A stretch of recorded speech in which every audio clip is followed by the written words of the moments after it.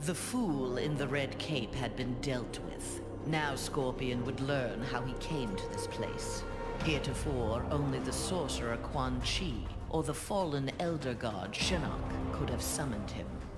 Scorpion's answers appeared in the form of Trigon, who accused Scorpion of deserting Trigon's demon army and stealing from him the glory of besting the High Counselor.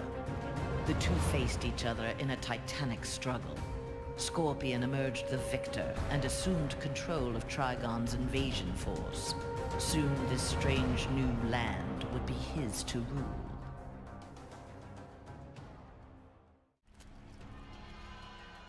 Shao Kahn was dead. The god of war had prevailed. The spell that had summoned him began to reverse itself. As he slowly faded from this place and time, Kratos was approached by Raiden and Fujin. Though he did not count them among his enemies, Kratos had never been beloved by these gods. He prepared for combat. To his surprise, they bowed to him, a show of respect he had not seen from an immortal in many an age. Raiden explained that though his motives were not pure, Kratos had saved Earthrealm. He was owed a debt of gratitude. As he returned to his own world, Kratos nodded silently. Their change of heart would perhaps prove useful one day. A debt of gratitude is often dearly paid.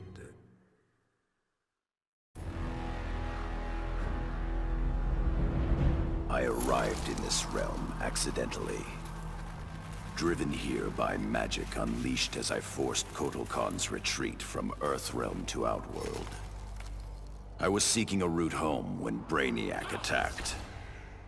I could not allow this vile invader to add this planet or myself to his collection. In gratitude for my flawless victory, Batman offered the Justice League's aid. While I waited on him to unlock the magic of inter-realm travel, I provided valuable combat training to the youngest members of his order. But the spells that were devised went awry. Instead of opening a portal to Earthrealm, they opened a gateway to the Phantom Zone. Now, I fight to re-imprison Superman and his followers. They would not have been freed, but for my accidental arrival in this realm. I am now duty-bound to protect it, as if it were my own. Like Scorpion, Jason Voorhees was a revenant. A vengeful spirit returned to life. Hundreds had fallen victim to his bloodlust. Liu Kang, now ruler of the Netherrealm, took notice. An immortal killer like Jason would be useful in his plans for conquest. He drew Jason into the Netherrealm and offered him an endless bounty of slaughter in return for his allegiance. Jason's simple reply was to destroy Liu Kang.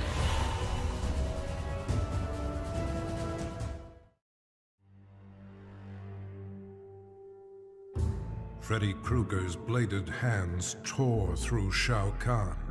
The demonically enhanced weapons had been more than a match for the Emperor's dark magic. Though Freddy had saved Earthrealm, Nightwolf recognized him as an evil spirit, and in a shamanistic ritual, sent him back to the Dream Realm. But that decision proved ruinous. Freddy did not resist. He welcomed a return to immortality. From the Dream Realm, he will again create a nightmare in Earthrealm.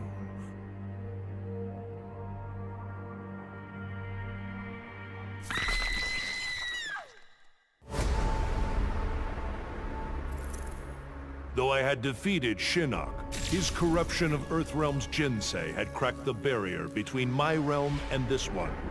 I began having visions of Brainiac's collection of this Earth. I realized that Brainiac's actions would soon destroy the barrier among all the realms. All life would be annihilated. With Brainiac dispatched, I tended the injured. His wounds too great. Kent Nelson could not be saved. But as he died, he warned me. The Armageddon I had foreseen was the design of the Lords of Order. By destroying reality, they would return the multiverse to a perfectly ordered state, obliterating chaos. To defeat this powerful magic, the Justice League turned to this Earth's most proficient wizards and sorcerers. I gladly accepted the invitation to join them. The Lords will be contained. Order and chaos will remain in balance. Life as we know it will continue. The alien tore through Shinnok's flesh, reducing him to a bloody pulp. The creature then returned to its nest in Outworld. It continued to venture forth looking for suitable hosts for use in establishing a new hive. The alien found more than a few intriguing species and dragged them back to its lair. Once a queen had been spawned, the alien's new hive multiplied quickly and spread unchecked throughout the realm. Emperor Kotal Khan attempted to save Outworld in a desperate final attack on the alien's main nesting ground. The attack failed. Outworld belonged to the aliens. This world called Earth produced many worthy opponents, which made for excellent sport. Some possessed a power previously unknown to the Predator's race, sorcery. The Predator sought to harness this new power for use in his conquests. He analyzed a trophy from a recent battle and eventually discovered its secrets. With the power of sorcery, the Predator was unstoppable and decimated whole worlds single-handedly. He had become the apex predator.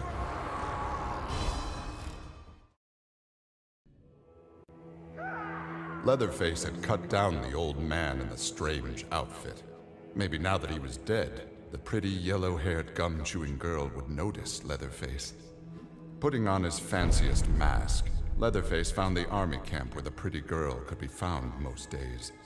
He had to cut through a few guards and more than a few of her friends to get to her, but it was worth it. He pulled out the old man's face, which he'd saved for the girl as a present. The girl didn't want the present, and she wasn't being nice. So Leatherface chopped her into tiny pieces for Drayton to use in his chili. He then took off his mask and set to work on the girl's face. If she wasn't going to be his girlfriend, she could be his in other ways.